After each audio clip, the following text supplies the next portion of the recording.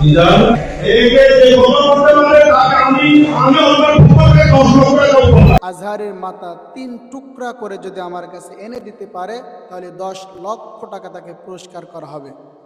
এটা অত্যন্ত ইগনোরেন্স, এটা অত্যন্ত মূর্খতা সুলভ আলাপ।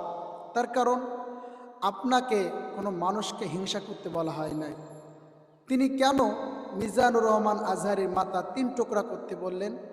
এটার কারণ হলো মিজানুর রহমান আজহারি এই দেশের একটা প্রখ্যাত আলেম, ইসলামিক স্কলার।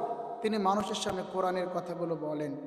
ফলে অনেক আগে, এখান থেকে 5 ইয়ার্স 5 বছর আগে হবে, তিনি একটা বক্তব্য দিয়েছিলেন কাউবয়। নবীজিকে তিনি ছাগল চড়াতে, নবীজি আমরা সকলে জানি, প্রত্যেকটা নবী এবং রাসূল ছাগল চড়িয়েছেন, আমরা সকলে জানি। তো তিনি এটা বলতে গিয়ে বলেছিলেন কাউবয়। এটাকে আমার সুন্নি ভাইরা, আমি তাদেরকে রেসপেক্ট করি, রেসপেক্টেড ইয়োর ব্রাদার, আমার ওই সুন্নি ভাইকে আমি বলতে চাই যে তিনি নবীজি ছাগল চড়িয়েছেন, এটা কিন্তু 100% সত্য কথা। কিন্তু এটা আমি বাংলায় বলছি নবীজি ছাগল চড়িয়েছে। আমি যদি এই কথাটা ইংলিশটি বলি তাহলে কি বলতে হবে? কাউবয়। কাউবয় মানে নবীজি ছাগল চড়িয়েছে। আপনার ভাষাগত কোনো জ্ঞান নাই। আপনি যে আজহারিকে মুশরিক বা হাবিজাবি বলে ফতোয়া দিয়ে চলে যাচ্ছেন, তিনি তো অন্য কিছু বলে নাই। অথচ আপনাদের আকিদা 100% গোটা দুনিয়ার আলেম একমত, সুন্নিদের আকিদা শুরু থেকেই মুশরিক আকিদা। আপনারা কবর পূজা করেন, মাজার পূজা করেন, আপনাদের আকিদা তো শিরকি আকিদা। তো আপনি আরেকজন ভাইকে কিভাবে বলতে পারেন তার কোনো আকিদা ঠিক নাই, সে উদ্ভট কথা বলে? এটা তো আসলে জাতির জন্য খুবই দুর্ভাগ্য, এটা জাতি আশা করে নাই।